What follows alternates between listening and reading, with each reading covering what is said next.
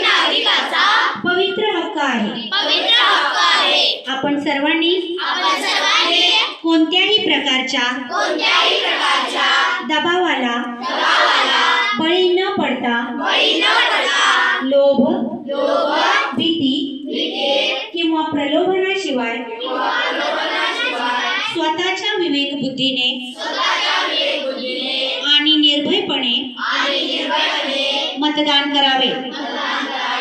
जात, धर्म, भाषा, पैसा, सत्ता किंवा इतर कोणत्याही प्रलोभनांना बळी न पडता लोकशाही मूल्यांचे जतन करत निष्पक्ष व पारदर्शक निवडणूक प्रक्रियेत सक्रिय सहभाग घेऊ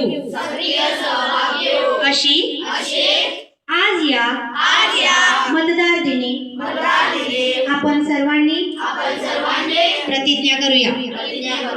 बोलो भारत माता की।